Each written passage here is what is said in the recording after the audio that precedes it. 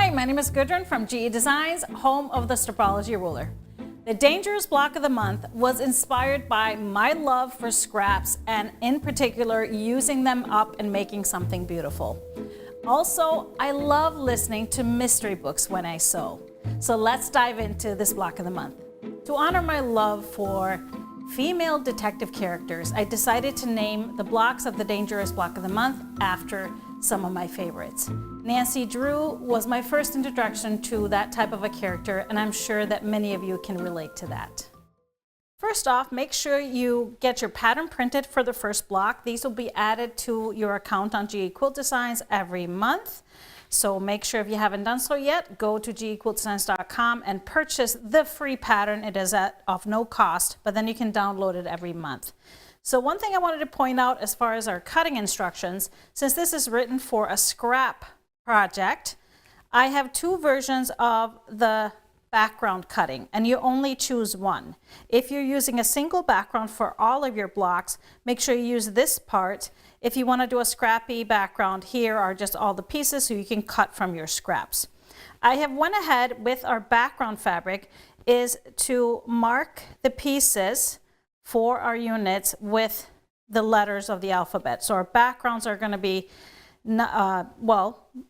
numbered or named A, B, C, D, E.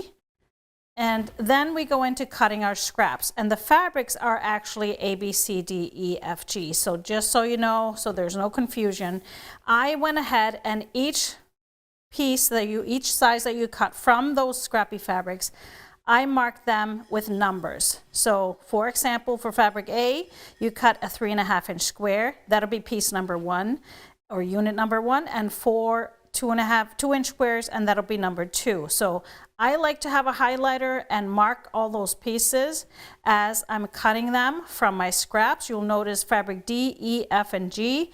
You're cutting the same sizes from each of the colors, so those are going to be numbered the same all the way through. So I had all of my pieces cut, and then I used my organizing clips and stickers, as you can see here in my photo before I started. And so that really helps you stay organized and everything in the right place as you work your way through the pattern. Flipping to page 2 of the pattern, you will see here an overall view of the block with the letters of the actual fabrics where they get placed in the block. And then as we go through the steps, I'm referring to the background pieces A through E, and then also the numbered pieces. So let's start with our first part of the block, and that is the 4 blocks that are here in the corner, sub blocks. And for this one, we're going to be making strip sets from our 7 inch long pieces, 1.5 by 7 inch long pieces, and we're going to be doing one from each of the 4 colors, fabrics D through G. And for this one, I like to just make them all. You can then utilize the Stripology Ruler. I love to use my mini for this project because they're smaller pieces. And then you want to subcut these into 1.5 inch increments. If you have multiples, I like to stack them up, and then I would do 2 on top of each other, nesting the seams, and do 2 stacks. So then you can subcut them all at the same time into 1.5. So I'm just following my stars here on the bottom of the ruler. So that way I don't have to do any math. I'm just following the stars. And you're going to need to get 4 pieces from each of the colors. And so once you have that, you're ready to move on to step 2 through 5 to assemble this part of the blocks. And they're all going to be assembled the same, just depending on which color it is. So it'll start here in step 2 with one of these units that you cut from step 1. We're also going to be using a C rectangle from the background, piece that next to it, and then a number 7 square from one of the fabrics. So mine are green, it's red in the pattern. And you're going to be making 2 of each of those assortments. Step 3 is going to be using 2 of the subcut pieces,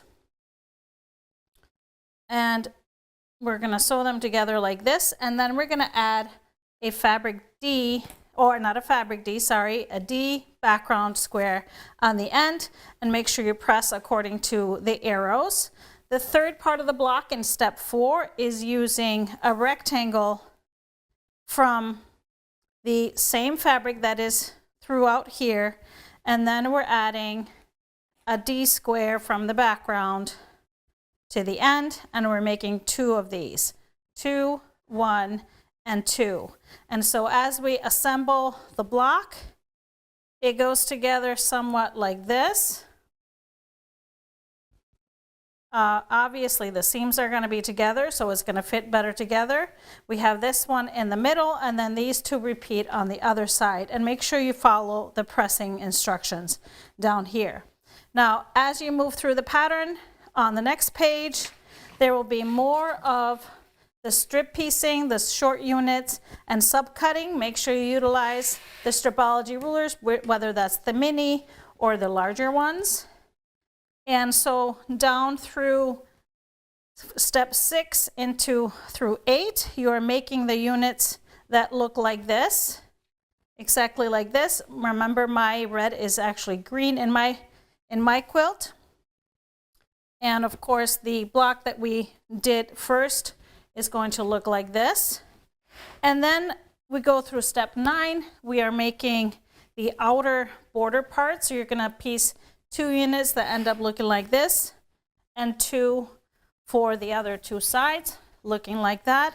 And then the last page will take you through assembling it all. We're going to assemble it in 3 rows. So as I will be putting together my quilt, let's just have fun in putting that together. I will be using this on the sides, and then I have part of this done.